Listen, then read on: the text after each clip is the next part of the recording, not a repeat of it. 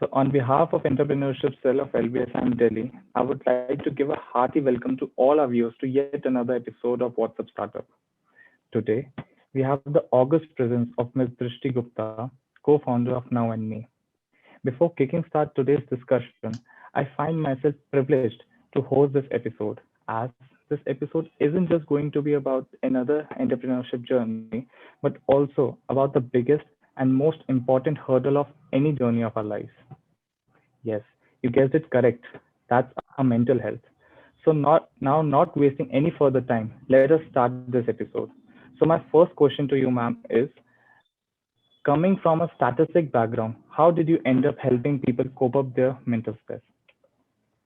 First of all, Siddhant, thank you so much for having me here today. Very glad to be a part of this discussion. To answer your question, essentially, when I was in college, my co-founder Bani and I, we've studied from Lady Shri Ram College. We have a background in statistics, and it was set that we'll go and we'll do something with numbers and stats and data science. But while we were in the last semester, last year of our college, we realized that even after being surrounded by hundreds of people, most of us ended up feeling lonely. Even after having 5 friends or 10 friends, most of the times we couldn't be our unfiltered selves in front of them. So the idea of Now and Me was very simple. We wanted to create a safe space where people can truly be themselves. They can come and share their emotions, feelings in a safe space where they don't feel judged, and they don't have to pretend to be someone they're not. And at the same time, to be able to connect with other people from all across the world who might have been through similar things. So that was the essence of Now and Me, connecting people who understand each other, who can be each other's support during tough and difficult times. That's very well said, ma'am. Now, following up that question, after Sushant Singh Rajput's case, plenty of people are actually talking about mental health. So, as per you, is this much awareness enough? And if no, then how can we accomplish this much awareness in the society? Absolutely. So the conversation around mental health has been increasing on a month to month basis, especially when things happen in the media. The conversation does increase, but it happens for a short period of time. So, say when the Sushant Singh Rajput scene happened, the conversation was happening for about 2 weeks or a month, but then it died down. The buzz around mental health died down, and that is something that we need to work on. That the conversation around mental health, well-being, self-care needs to be out there on a regular basis. It's not just something you talk about for a month or so and then forget about it, but it's something that needs to be cultivated into the day-to-day lives of people. When I was in school about 5 years back, we had no idea what mental health is. When I was 17, 18, we had no idea. But with the prevalence of social media these days, with the prevalence of so much content that is available around mental health, the awareness is improving. People are taking things from the West. In the West, people are more aware about mental health, and that's slowly and gradually coming to India as well. It is increasing, but a lot of work is still required. So, people who are active on social media, the millennials and Gen Zers, they are still getting acquainted to the idea of mental health.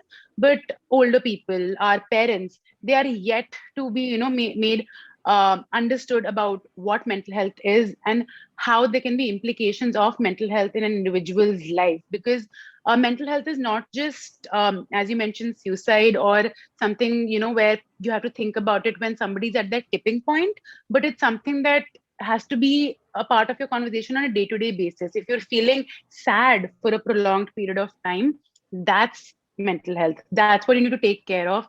You don't have to wait till your tipping point in order to take care of your mental health.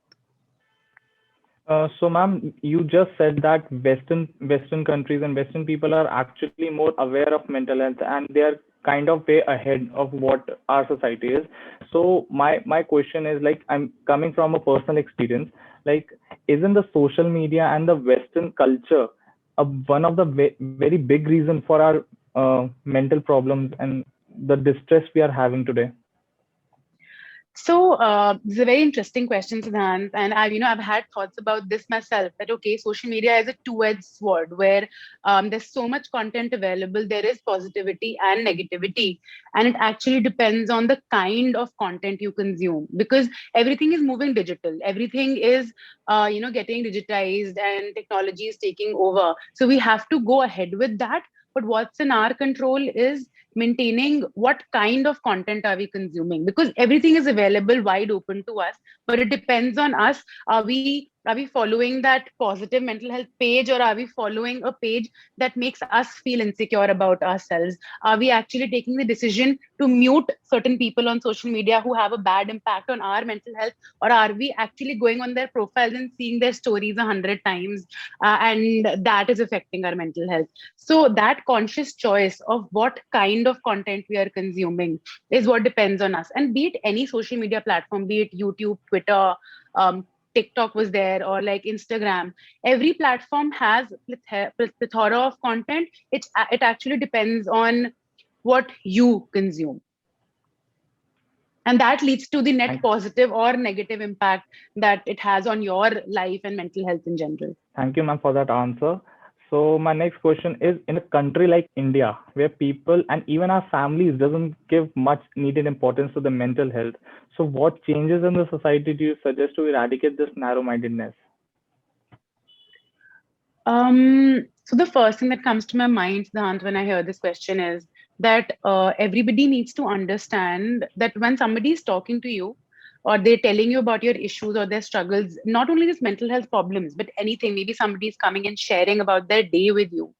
The one thing that you can do is listen to them. And half of the problems can get solved when the other person feels that they belong somewhere and they can go somewhere and have a conversation about what they're feeling, what their emotions are. So, as individuals, if we become just a little bit more kinder, a little bit more compassionate, and talk to people to understand them and not to reply, is how the society can become a better place for individuals, where we're not just like, I'm not just talking to you to give my reply, but I'm talking to you to actually understand where you are coming from or what your perspective in life is all about.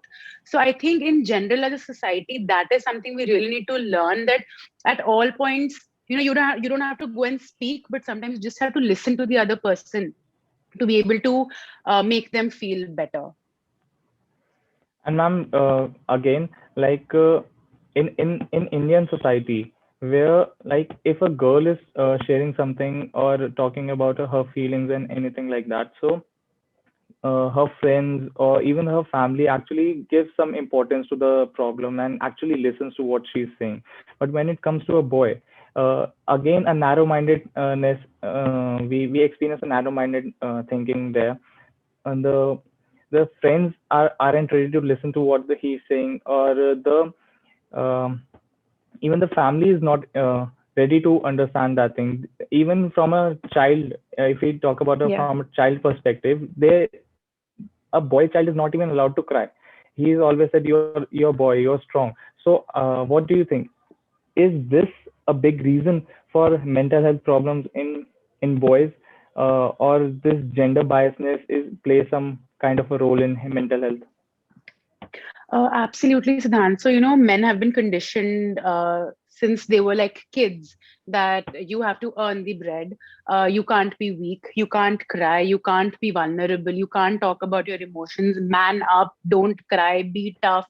Are you a girl? Why are you crying?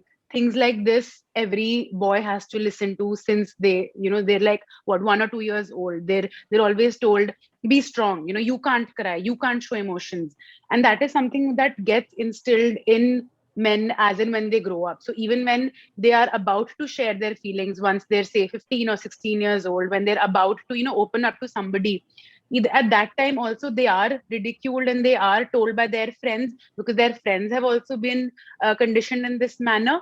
And secondly, they themselves feel that they're doing something wrong by sharing their emotions or their feelings.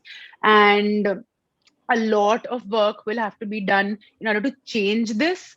and it's very, very tough. And very interestingly though, on our platform on Now and Me, which is a safe space where people can come and talk, majority of the people, so like 60% of our population is men and 40% is women. So on our platform also, where we have the option of anonymity, more people are coming and talking about their issues, and that's majority men who are coming and engaging.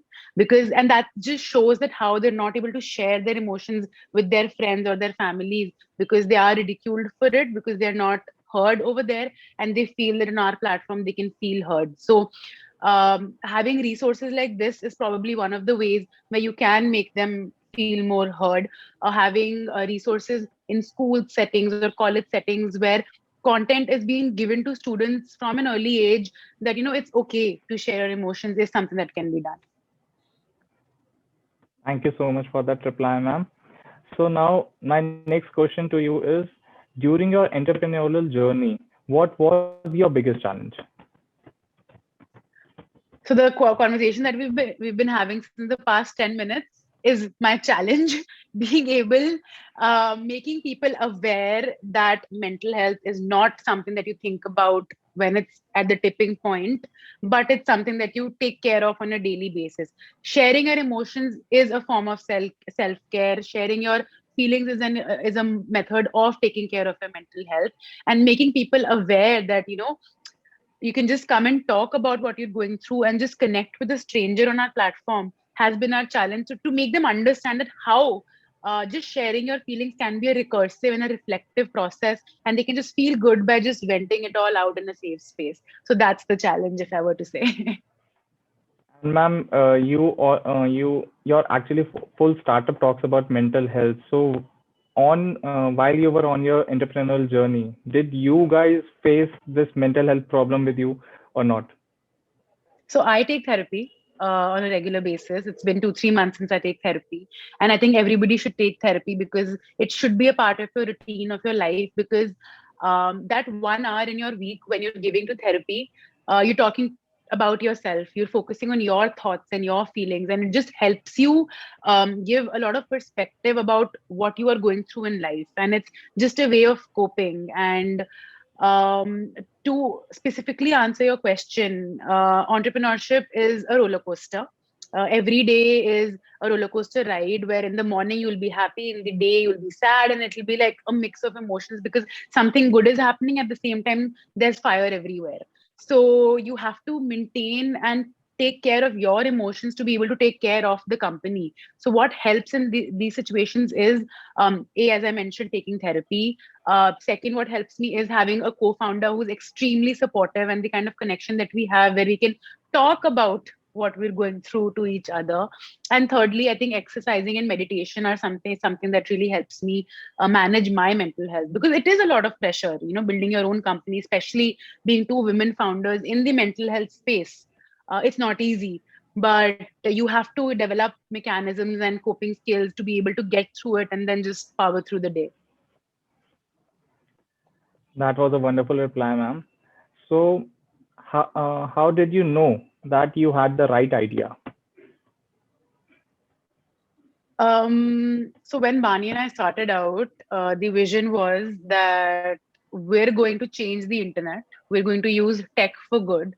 We're going to build a kinder internet, because everywhere you go, there is bullying, there are trolls, and we wanted to change that. And we realized that how important kindness is, how important compassion is.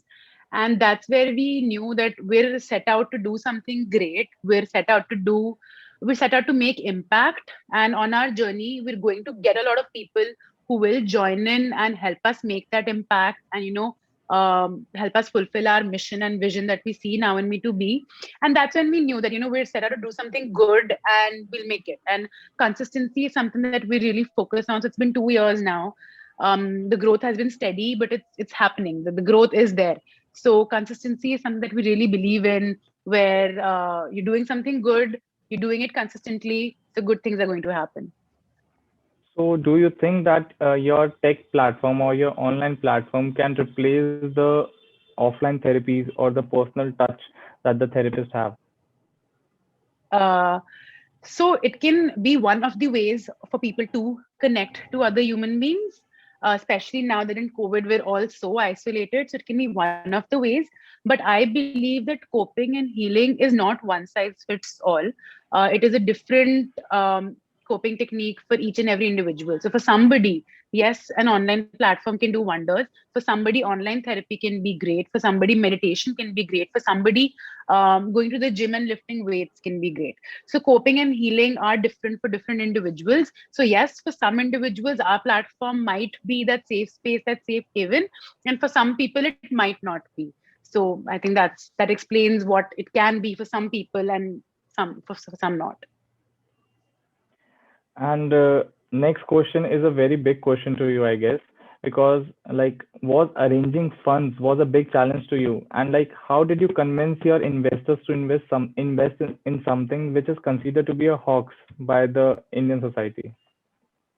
So currently, Siddhant, we are bootstrapped. We have taken support from our family and we're bootstrapping our platform currently. We haven't raised institutional funding until now, but we are in the process of doing so. And we are getting good validation for that as well.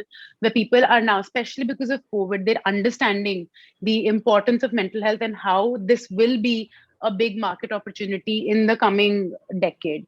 So even investors now are understanding that there is a big market to capture. Now, right now is the right time to dip their feet into it, and with the ones who are building something in this space. So things are coming, things are happening, and let's see. All the best to you for that thing, ma'am. Like if you my next question is like if you have one piece of advice to someone who is just starting out, what would it be? So building a startup is like uh, trying to fly a plane while flying that plane. So you have to learn things while you're doing that. So don't think that I'll learn skills and then I'll start up, or okay, let me just wait for 6 months, acquire some help, some research, some study, and then I'll start up. I would say just start. uh, Take out, if it's an online platform, just take out a Google form and start your POC. Or if you're building some e-commerce platform, just start selling your first piece of service that you are going to sell. So just start, and then you learn things along your way, because you will never feel ready. I still don't feel ready. I'm still learning on a day-to-day basis. So if you have an idea, just start, just execute, and then be consistent in what you're doing, because good things do take time, and you will learn things along your journey. And everybody talks about the start, but what about those who are in middle? So what advice would you like to give to those who are actually in middle of their thing, and they are somewhere thinking that no, this is not the right thing, they might not succeed or something like that? So what do you think and what do you suggest to those people? So first of all, I used to think that pivoting is something which is extremely wrong. But that's not true. As an entrepreneur, when you started out, you had a different mindset. But 1 year into the journey or 2 years into the journey, you get to learn a lot. You get to know more about the industry. You've spoken to so many people that's given you so much more perspective. And at this point, 1 year or 2 years into the journey, you feel that, okay, a pivot or a little bit change in my business model or in my plan can be better. Then don't be afraid to take that step of pivoting, because that's not failure. That's not something that you're doing wrong. It's the correct step that you're taking for your business, for yourself, and you don't have to stop yourself because of I planned this out 2 years ago and now I'm changing my direction. No, it's completely fine. You are not starting from scratch. If you're pivoting, you are starting with experience and with new perspective, and it's completely okay to pivot. And on the second side, if you feel that in that journey, after 1 to 2 years of the journey, you do feel like giving up and you're not seeing results, but as I mentioned, consistency is something which is extremely important. If you keep doing things and you keep working hard and you're just tenacious about things, things will happen. You just have to stay consistent. Okay, ma'am. Next question is a little funny. So, do you plan on retiring? I would like a timeline to this question. Like, when do you say? Uh, Not per se. Like, for example, for an employed person, for a service class person, the government used to say like 60, 62 is your retiring age. Now they're turning it to 58, somewhere it's 55. So, according to you, do you plan on retiring ever? So currently, if I think about my career plan or what I would want for myself, I'd want to build Now in Me, then build more companies, be a serial entrepreneur, and ultimately probably get into investing myself. So that's the career plan that I see that, okay, first I build companies and then I help people build companies. So that's the plan that I see for myself. And let's see. But I think intrinsically, I'm a person who likes to stay busy, who likes to work, who likes to hustle. So retiring is something which is scary for me right now. But let's see what happens when I'm 60, 65. Okay, ma'am. Thank you so much, ma'am, for such a wonderful session. It was really nice talking to you, and this brings to the end of our episode. And thank you so much for bringing out time from your busy schedule. It was really insightful and thoughtful session, I must say. And things that we have discussed today, I'm sure that most of our viewers are able to relate to it. So thank you so much, ma'am. Uh, this is the end. Thank you so much. Thank you so much, Adnan. Thank you so much for having me.